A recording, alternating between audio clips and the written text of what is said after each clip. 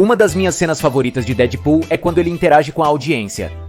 Ele tem um flashback e seu eu do passado continua conversando conosco. Quando isso acontece, Deadpool menciona que está quebrando a quarta parede dentro de uma quarta parede, algo... chama...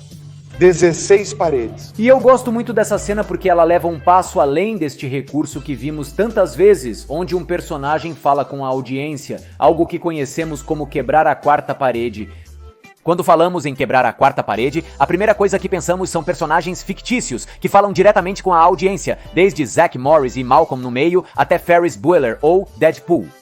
Mas apesar de este uso de quebrar a quarta parede ser o mais comum, existem maneiras muito mais criativas de usar este conceito. O que você acha de ver o Deadpool disfarçado como Ferris Bueller? Aqui estamos falando de um personagem que quebra a quarta parede fazendo referência a outro personagem que também faz isso, o que não é apenas engraçado, mas nos dá essa sensação de ter várias camadas de realidade. É como se a obra nos fizesse parte dela e sentíssemos de certa forma que somos cúmplices nesta piada. De fato, até existe outro conceito chamado quinta parede que o Deadpool também quebra. Neste vídeo, vou explicar o que é essa quinta parede, mas também vamos falar do verdadeiro uso e valor do conceito da quarta parede, já que temos usos muito criativos em filmes, séries, quadrinhos e até mesmo em uma pintura muito interessante.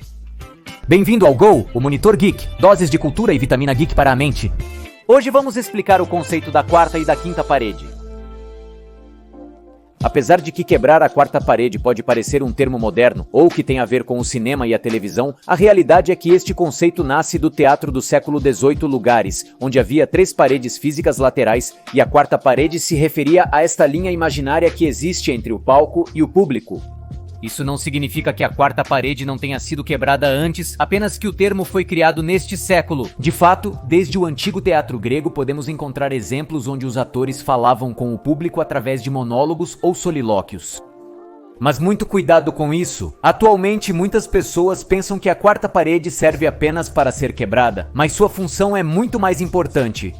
No teatro, a quarta parede é muito útil porque essa linha imaginária permite aos atores e atrizes no palco ignorar o público e entrar em um tipo de estado avatar cênico que o ator Konstantin Stanislavski chamava de solidão pública, no qual um intérprete é capaz de ignorar o público e se concentrar exclusivamente na atuação, no mundo dramático que está apresentando na obra, atuando como se estivesse sozinho, apesar de haver muitas pessoas assistindo. Você já se sentiu constrangido ao perceber que alguém o observava quando pensava estar sozinho?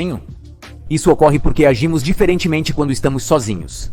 É uma parte de nós que normalmente não deixamos ser vista.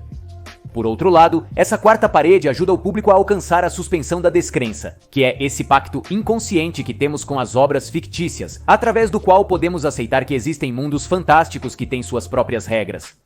Essa linha imaginária então nos ajuda a perceber os fatos apresentados como se fossem verdades, mesmo que se trate de histórias fictícias. Então a quarta parede tem um uso tanto para os atores e atrizes quanto para o público. Mas agora vamos ver o que se ganha quebrando a quarta parede. O ato de quebrar a quarta parede cai no território das meta-referências, que é quando uma obra faz referência a si mesma ou tem consciência de si mesma. Mas enfim, a que me refiro com isso? Estamos falando do Deadpool, ciente de que há mais de um ator interpretando o Professor X, ou discutindo por que somente o Colossus aparece em seu filme como se houvesse limitações orçamentárias. Também o vemos nesta cena dos Muppets, onde decidem que seria melhor viajar no mapa, e é muito comum vê-lo em todas essas cenas de personagens tipo Malcolm, onde o objetivo é criar uma proximidade entre o personagem e o espectador através da quebra dessa parede. No entanto, também podemos vê-lo de maneiras muito mais criativas, como no videogame Marvel vs Capcom 3, onde Deadpool usa uma das barras que supostamente apenas os jogadores veem para golpear seu adversário.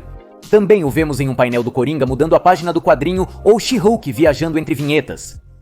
Um exemplo muito bom onde se brinca com a quebra da quarta parede e as meta-referências podemos encontrar no filme Truman Show, onde o protagonista Truman não sabe que sua vida e os elementos dentro dela, desde seus relacionamentos afetivos até os lugares e o clima, são uma simulação criada para um show de televisão. No entanto, há momentos em que essa ilusão se quebra, como a cena em que uma das luzes cai, o que brinca com a pergunta: uma luz do set fictício da vida de Truman caiu. Ou uma luz do filme que estamos assistindo sobre o show de Truman caiu. Se você prestar atenção, não é igual, e neste momento o filme nos dá a sensação de ter várias camadas de realidade. Isso também podemos ver no final do filme, quando Truman se despede, ele está se despedindo dos espectadores fictícios ou de nós. Outro caso similar podemos ver na série The Office, onde Jim frequentemente olha para a câmera, mas também não sabemos se ele está se dirigindo aos espectadores fictícios de seu universo ou se está falando conosco. Nos quadrinhos, um uso muito interessante da quebra da quarta parede podemos encontrar no exemplar Pax Americana do arco Multiversity, escrito por Grant Morrison, onde um personagem chamado Capitão Átomo, que é uma versão alternativa do Dr. Manhattan, está folheando um quadrinho no qual ele mesmo aparece, mas isso não é tudo. Nestes painéis, Capitão Átomo nos fala sobre como os personagens dos quadrinhos vivem histórias em duas dimensões sem perceber que o fazem, e nos adverte que, assim como nós podemos conhecer intimamente esses personagens fictícios e seus pensamentos mais profundos através das caixas de texto, ele também é capaz de nos ler. De fato, ele nos olha fixamente enquanto diz seus títulos atrasados e suas continuidades futuras. Conheço suas origens, as identidades secretas que você esconde de seus entes queridos, posso ler suas caixas de texto, sei o que você está planejando. Esta história em quadrinhos nos faz parte do universo através de painéis muito engenhosos, onde o escritor quer apresentar a ideia de que os quadrinhos e nosso mundo são simplesmente planos existenciais diferentes, mas igualmente válidos. E aqui cabe esclarecer então que isso da quebra da quarta parede não é algo exclusivo das artes cênicas como o teatro ou o cinema, mas também é realizado nos quadrinhos e até mesmo na pintura. Um exemplo disso podemos ver na pintura conhecida como As Meninas de Diego Velázquez, onde podemos vê-lo pintando os reis Felipe IV e Mariana da Áustria. No entanto, a pintura se concentra no próprio Diego e nas pessoas ao seu redor, enquanto o casal real só pode ser visto através deste espelho. Dessa forma, Diego Velázquez parece nos fazer, espectadores, parte de sua obra, como se nós ocupássemos o lugar que o casal real tem no quadro. Há várias formas de quebrar a quarta parede, cada uma com efeitos distintos. Mas vamos um passo além. E quanto à quinta parede? Pois bem, este conceito realmente existe e acontece que o Deadpool também o quebra. Disse que alguém quebra a quinta parede quando um ator ou atriz faz referência aos seus trabalhos anteriores. Pode ser algo muito óbvio, como quando Deadpool faz referência a ser interpretado por Ryan Reynolds ou faz piadas sobre o quão ruim foi o filme Lanterna Verde, mas também podemos encontrá-lo de maneira mais sutil em outros filmes como Por Água Abaixo, onde o personagem Roddy, cuja voz é interpretada por Hugh Jackman, mostra um traje clássico de Wolverine, ou a inscrição deste túmulo falso de Nick Fury no filme Capitão América, O Soldado Invernal, que faz referência a uma frase do próprio ator Samuel L. Jackson diz no filme Pulp Fiction: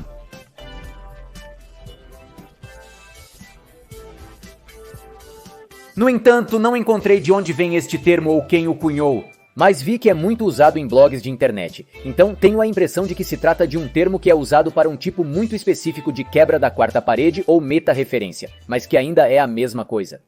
Ainda assim, a existência deste termo nos diz que a quebra da quarta parede pode ser usada de muitas maneiras e com diferentes propósitos. É verdade que geralmente vemos isso ser usado como um recurso cômico, mas ao longo dos anos, diferentes autores e artistas conseguiram apresentar obras muito interessantes nas quais brincam com diferentes planos de realidade e como percebemos essa linha que separa a realidade da ficção. Desde metafilmes em que desempenhamos o papel de público fictício de um programa fictício, até pinturas que nos colocam em uma posição de realeza. Não vá embora ainda, se você gostou deste vídeo, recomendo esses outros vídeo-ensaios sobre cinema que você também pode gostar. Isso é tudo por hoje, eu sou Gol e continue vendo além do óbvio.